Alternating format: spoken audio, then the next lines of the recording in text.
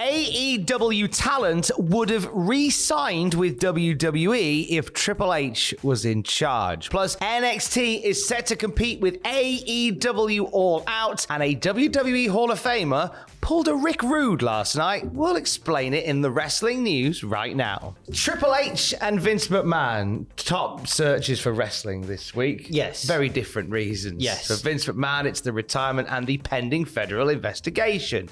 For Triple H, it is basically the role that a lot of hardcore wrestling fans always wanted him to have. Yeah. EVP and head of creative. Yes. The comings and the goings. Fightful Select have spoken to some former WWE talent about his appointment, haven't they? Yes, and they clarified it was both people who were released and people who left of their own accord as well. It seems like they reached out to a lot of people to get a general consensus. And basically, Fightful say they've spoken to various former wrestlers who left WWE for a variety of reasons about Triple H gaining more control within the company, as well as Stephanie McMahon's influence.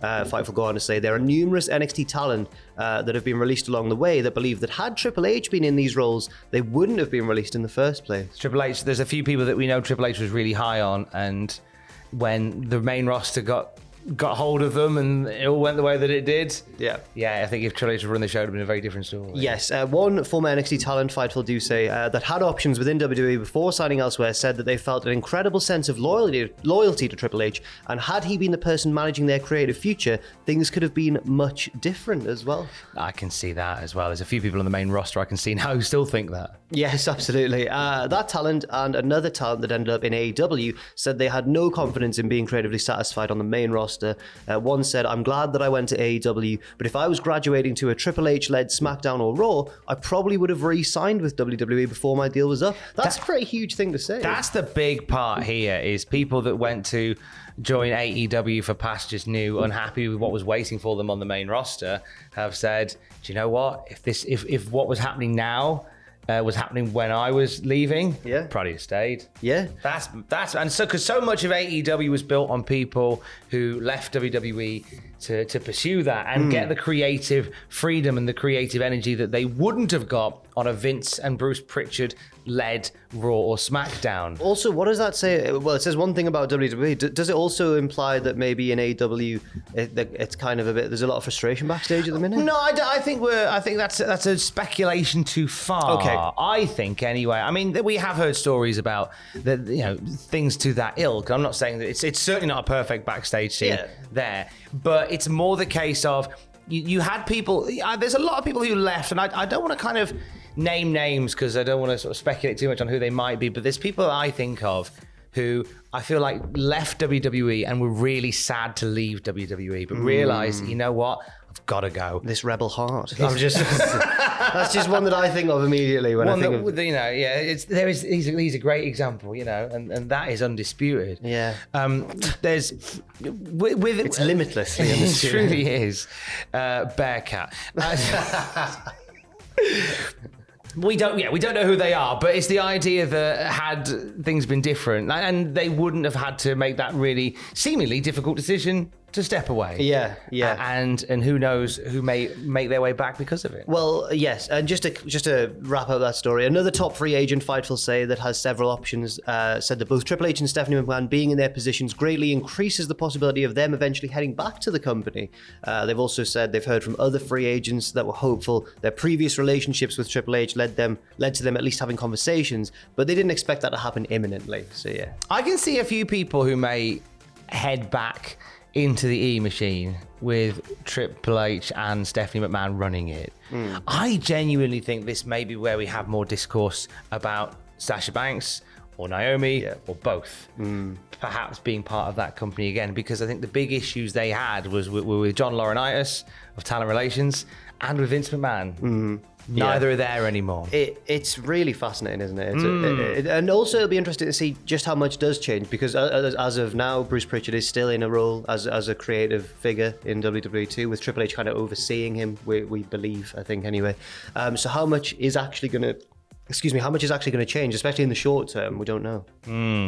As much as things change, the more they stay the same. NXT are going up against AEW in September. Yes. Now, I've not caught up with last night's NXT yet, but in WrestleNomics report, they say that they believe this would have been announced on last night's NXT. Now, I don't believe it was officially announced on there. Correct me if I'm wrong. I've not seen any reports about it other than this WrestleNomics report. They did announce Heatwave, which is a NXT TV special coming up in 2 weeks' time, named after the ECW. Sorry, that is the bit that they said was going to be announced. So so WrestleNomics were correct. But this particular spicy little bit of AEW Wednesday Night War revival that hasn't officially been announced yet. So NXT, according to WrestleNomics, is scheduled to have its next premium live event exclusively on Peacock and internationally on the WWE Network on a very interesting date, Sunday, September the 4th, according to internal messaging at WWE. This event will take place the same day as AEW's next pay-per-view, All Out. No name is confirmed for the NXT show, but apparently it's set to take place in Orlando, likely at the Performance Center. And going head-to-head. Clash at the Castle on Saturday, September the 3rd. Oh no, it's that weekend, Tom! All Out on Sunday, September the 4th, and now an NXT. I feel itchy. I feel hot. If anybody who is watching this from Cultaholic has leave booked that weekend, cancel it. No one's allowed time off. Nobody move. Nobody gets hurt. I feel a bit tired today because I got woken up in the early hours by one of the cats jumping off the wardrobe onto my legs. It was Chutney. It was Mr. Chut. This was a metaphorical cat jumping onto your legs. Oh man, now I feel tired, and now I feel like that's how I'm going to feel the whole weekend. How I felt when Chutney jumped on my legs. It's not like we've already split the Cultaholic team in two to cover 2 events. Yeah, we haven't even done that already. Oh,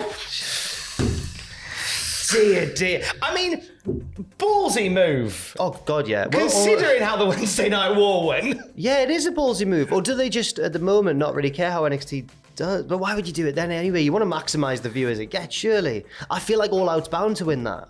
Oh, without doubt. Yeah. It's a strange decision to make it that. You know, I know they want to have it's funny because they mentioned about doing a show. There was talk of a show on the Sunday, but I thought it might be another UK type show since they were in that neck of the woods. Didn't think that it would be maybe an Orlando-based pay-per-view from NXT on the same time, at the same day as All Out. Oh, wow. Very interesting. That's going to be a weekend. NXT last night featured a WWE Hall of Famer. In an unusual segment, we had Roxanne Perez with one half of the NXT Women's Tag Team titles, saying that the titles, they deserve to be held with respect and not be thrown in the trash. And she brought out somebody who agreed, WWE Hall of Famer Alundra Blaze. Now, why would she be the person who would agree, Tom? Because Alundra Blaze, that time, put a belt in the bin for comedy value. But that's the opposite of what... But it was such a strange segment. I kind of knew what they were going for, but so you had Alundra Blaze turn up, and she came out carrying a bin, and put the bin down in front of Roxanne, and said, "Do the honors, kid." To which Roxanne Perez reached into the bin to take out the women's tag team title.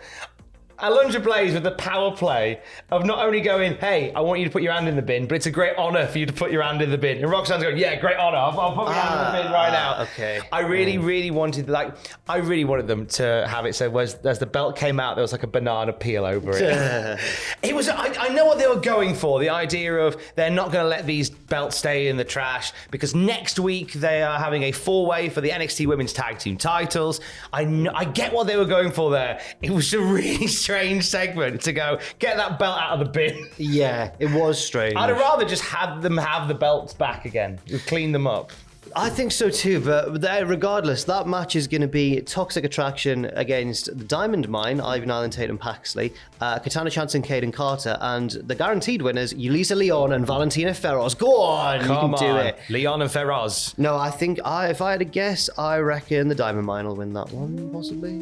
I wonder whether now they give it to Katana and Kaden. Oh, finally. The KC Sunshine Band. It's your time now. It is your time now. But this does mean that the women's tag team titles are coming back. This goes against some stuff that we talked about last week, where there was a lot of conversation about this being the end of women's tag team divisions across the board, with potential plans for them to make the WWE women's tag team titles a floating title across 3 brands. Clearly not the case now, so that's good news. I'm glad the belts are coming back. In amongst all of that, Medusa WWE Hall of Famer Alundra Blaze pulled a Rick Rude last night. She kind of did. She totally did. She kind of did. Well, okay, she did. Because at the same time as she appeared on NXT, she was also appearing on NWA Power, announcing plans for the NWA Women's TV title as well, in a similar sort of role almost. She didn't get an Alison Kay to reach into the bin. Do the honors, kid. No. That should be her gimmick. It's like a prize every time. Do the honors, kid. Here comes Alundra Blaze with a bin again. Oh, it's a Minion toy, but a rip-off one. It is interesting. I like that. It's an unusual wrinkle, isn't it? Also next week on NXT, Von Wagner will face Solo Sikoa in a Falls Count Anywhere match because Solo Sikoa wants a fight with him. That's what he said. It's going to happen come Tuesday. Yes, it is. And Bron Breakker will have a championship summit with JD McDonough, the former Jordan Devlin, ahead of their title match at Heatwave on August 16th. Now, is it a championship summit as in like they're going to talk about the belt, or have they not quite planned the segment yet? So they went, we'll do a championship summit. It just sounds like it could be anything from a contract signing to just a face or a promo between the two, I suppose. JD McDonough knows how to beat up a mannequin, so Bron Breakker better watch out. You better watch out. Mannequin Steiner debuting soon. Yeah. That's gonna be a thing. We'll have more wrestling news throughout the day. You've got a tag match against JD McDonough. Who's your partner, Bron Breakker? It's Mannequin Snyder. Why have you done that? It's a tactical error, bro. Mannequin Steiner, nobody finer. Oh, I thought you said Mannequin Snyder. I thought you just made up somebody. Mannequin Steiner. The third Steiner brother. He's just a mannequin. Rick Scott Mannequin. I thought you just done your thing where you go, it's famous arch nemesis of Vince McMahon, Vince Haiti McGee, but no, you'd actually tied it into the thing. No, Mannequin Steiner. That was on, but I do have previous with that. A little bit. So I totally get where that would have come from. Are you twitching tonight, young man? I am twitching tonight with Owen Mawson. Get something for that. Twitch.tv/Cultaholic at 6 p.m. UK time. Up the Fabes, where we're carrying on with Cultaholic FC. We're out of the relegation zone, but the season's it's not been an easy one. It's not been an easy one at all. Oftentimes nowadays we need Ashton to come in and right the ship. I was going to ask whether the speculation was right that Triple Jump's Ashton was potentially coming in as a new coach. Possibly. She is one of the nominations for the Hall of Fame on the Cultaholic podcast this week. To find out the results of that, do check out the podcast on Friday. And we'll have more wrestling news throughout the day at cultaholic.com. Stay safe. Love you. Bye.